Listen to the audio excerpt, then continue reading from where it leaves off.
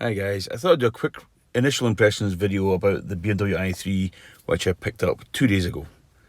It's a 2021 model, 120 amperes.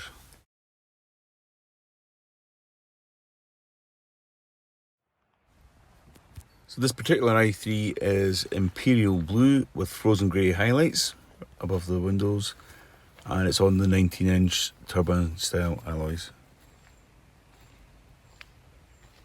As well, the other i3s, the roof, the boot lid and the bonnet are all black, so you end up with a nice two-tone effect.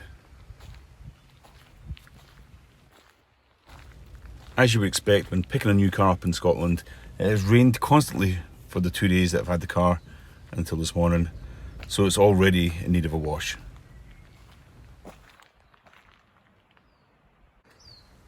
So the first thing everyone notices about the i3 is the unusual door situation. So the front doors are frameless. When you drop the windows down, nothing there. Looks pretty cool. Nice big wide doors, making it easy to get into the interior. And the interior is quite a nice place to be. Everything looks suitably futuristic, and there's a good mix of sustainable materials. The rear doors open the opposite direction from what you expect. They allow you a little bit more access into the back seats.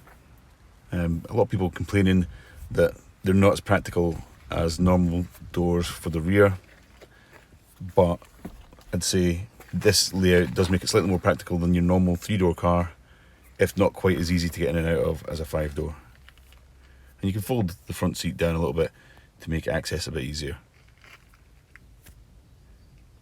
The other complaint people have is that when you open the 2 doors, you get trapped between the 2 doors if you're parked next to something close.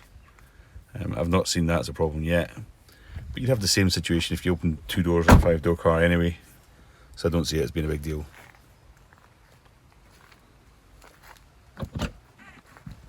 Charging port is located where a fuel filler cap would normally be.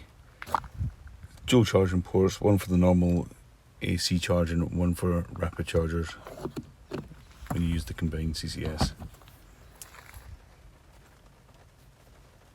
Moving inside, nice simple display in front of the driver, showing you your range, and you can click through and find out your usage, battery percentage, the outside temperature, and so on.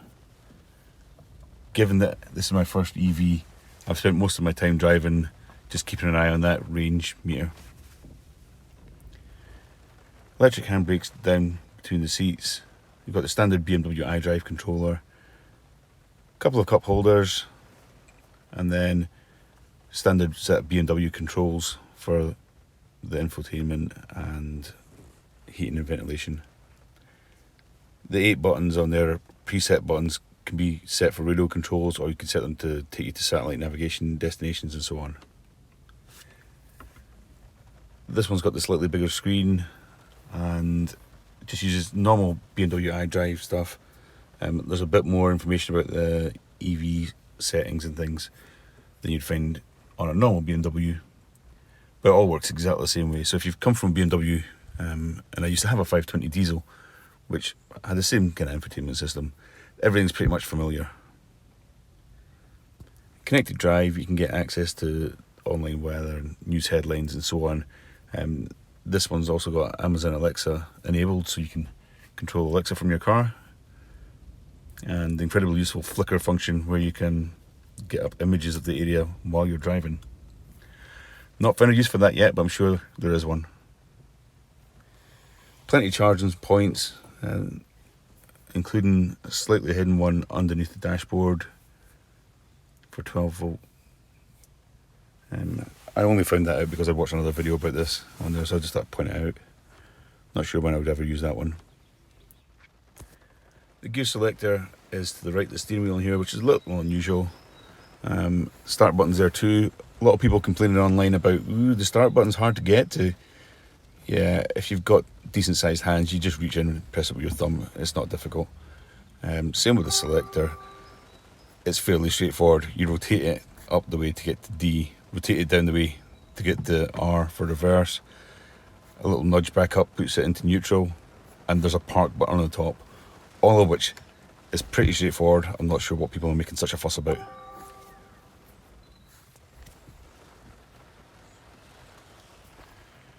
The boot operation is pretty straightforward. You press the handle.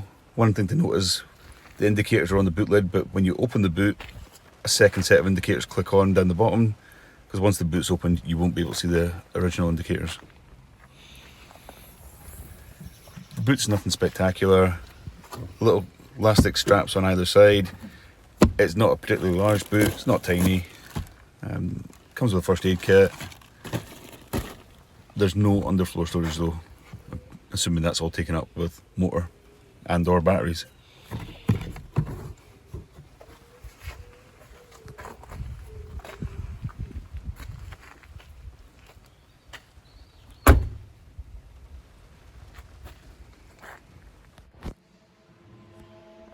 Another thing people keep talking about online is the pedestrian warning noise, which I think is pretty cool. It's slightly futuristic sounding, lets people know you're coming. You can't really hear it from inside the car.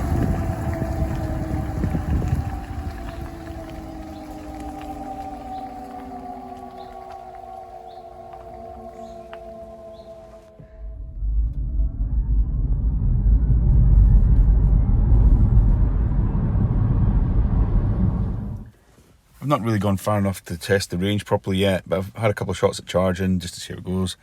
Pretty straightforward as long as the point you're going to is working.